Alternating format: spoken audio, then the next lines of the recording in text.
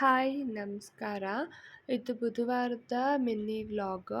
ಇಲ್ಲಿ ಸ್ವಲ್ಪ milk shake ಮಾಡೋಣ ಅಂತ ಪ್ರಿಪೇರ್ ಮಾಡ್ತಾ ಇದ್ದೀನಿ. ಸ್ವಲ್ಪ ಡ್ರೈ ಫ್ರೂಟ್ಸ್ನೆಲ್ಲ ಬಿಸಿ ಹಾಲಿನಲ್ಲಿ ನೆನೆ ಹಾಕಿದ್ದೆ. ಡ್ರೈ ಫ್ರೂಟ್ಸ್ನೆಲ್ಲ ಹಾಕಿ ಮತ್ತು ಒಂದು ಬಾಳೆಹಣ್ಣು, ಒಂದು ಸಪೋಟ, ಒಂದು ಚಿಕ್ಕ ಕಪ್ ಓಟ್ಸ್, 2 ಗ್ಲಾಸ್ ಮಿಲ್ಕ್ ಹಾಕಿ ನಾನು ಅದಕ್ಕೆ ಸ್ವಲ್ಪ ಸ್ವೀಟ್ನೆಸ್ ಬೇಕು ಅಂತ ಹೇಳಿ ಜಾಗ್ರಿ ಪೌಡ್ರ್ ಹಾಕ್ಕೋತಾ ಇದ್ದೀನಿ.